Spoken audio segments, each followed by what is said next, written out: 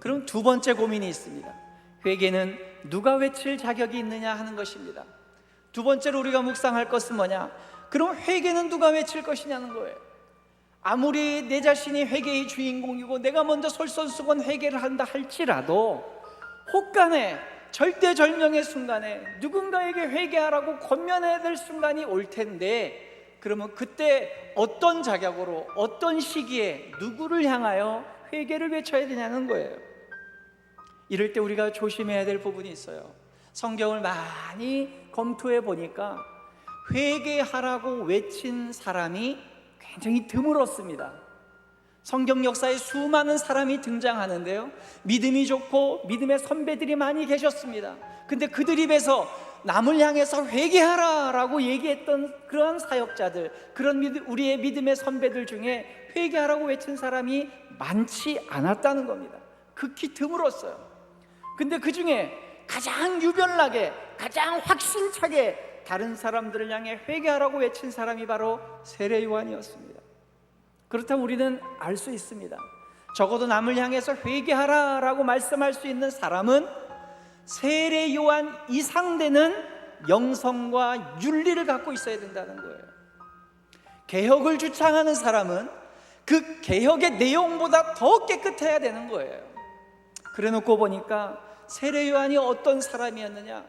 우리 보통 사람들이 범접할 수 없는 영성을 갖고 있었습니다. 제가 개인적으로 제일 좋아하고 제 인생의 멘토이자 정말 닮고 싶은 모델이 저는 세례 요한입니다. 아마 여러분들에게 자주자주 설명드릴 기회가 있을 줄 압니다. 세례 요한은 어떤 사람이었습니까? 최소한의 생계 유지 외에는 음식에 탐을 낸 적이 없습니다. 아니, 탐낸 게 아니라 일상적으로 먹은 음식도 없습니다. 그가 먹은 것은 오직 메뚜기와 석청이었습니다. 메뚜기 잡아먹고 바위 틈에서 나는 이슬과 꿀을 먹는 게 그의 인생의 전부였습니다. 식생활에. 여러분, 메뚜기 드셔보셨죠? 저보다 나이 많으신 분들은 다 드셔보셨을 거예요. 저도 어릴 때 엄청 많이 먹었습니다. 그래가지고 얼마 전에 추억이 생각이 나서 재래시장에서 메뚜기를 팔길래 아내에게 좀 사오라 그래서 아이들한테 먹여보니 아이들이 기겁을 합니다.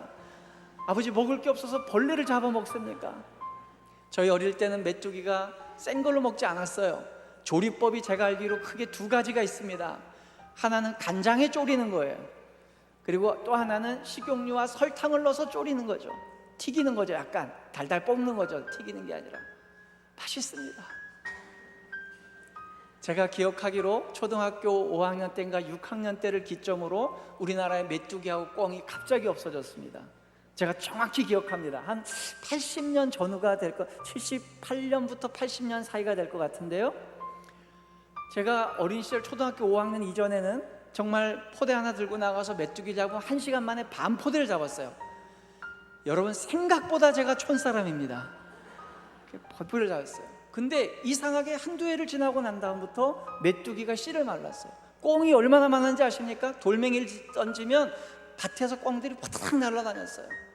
콩깍지에다가 사카린 넣어갖고 꽁 잡고 하던 거 저희 상대치는 어르신들은 다 아실 겁니다. 서울 촌사람 모릅니다. 진짜 촌놈들만 아는 얘기죠. 그렇게 살았는데 이 어른은, 세례 요한은 설탕에 묻혀 먹고 튀겨 먹은 게 아니에요. 날거 잡아 먹었습니다. 여러분, 메뚜기 날거 잡아 먹었어요. 그리고 바위 틈에 있는 그 수분을 통해서 그는 그렇게 살아왔습니다. 얼마나 검소합니까? 게다가 남들에게 멋진 옷을 뽐내기 위해서 아름다운 패션쇼 한번 해본 적이 없습니다. 옷이냐고는 어떻게 죽어있는 낙타 털옷을 하나 얻어가지고 그것을 간신히 가릴 때만 가리고 다녔던 사람이 세례 요한입니다. 뭔요?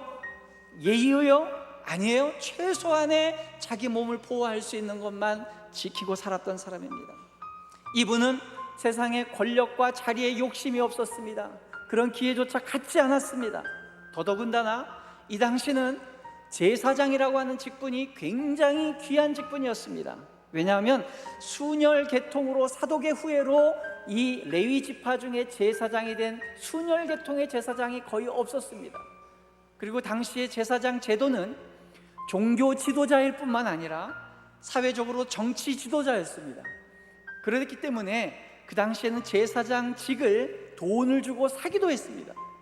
그러던 시대에 이 세례 요한은 순혈주의 이 제사장 가문에서 태어난 아주 귀한 기득권을 갖고 있던 사람이었습니다. 그는 그냥 아버지의 업을 이어서 제사장이 되었으면 모든 백성들에게 존귀함 받는 상석에 앉는 그런 기득권을 갖고 있던 사람이었어요. 근데 자기가 누릴 수 있는 그 모든 기득권도 다 내려놓았습니다. 자기의 소유로 어떤 소유를 하나도 가진 게 없었던 사람입니다. 이렇게 청빈하게 수도자적으로 살았던 사람이 세례 요한입니다. 그렇기 때문에 그렇게 청빈하고 맑게 살았던 그분이 회개하라 나의 백성들이여 천국이 가까이 왔다 라고 외칠 때에 수많은 백성들이 그 앞에 나와서 무릎을 꿇고 하나님의 인자하심과 긍휼하심을 기대합니다 하고 그분 앞에 세례를 받을 수 있었던 겁니다. 그러므로 남에게 회개를 외칠 수 있을 때에는 내가 먼저 정결하게 되고 내가 세례 요한 이상의 영성을 갖고 있을 때 우리는 외칠 수 있다는 것이죠.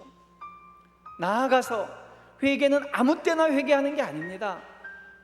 용서의 주체이신 하나님이 용서를 선언했을 때에 우리는 비로소 회개할 기회를 얻게 되는 것입니다. 예를 들어 봅시다. 여기 본동에 지나가는 어떤 사람이 살인자가 있었어요.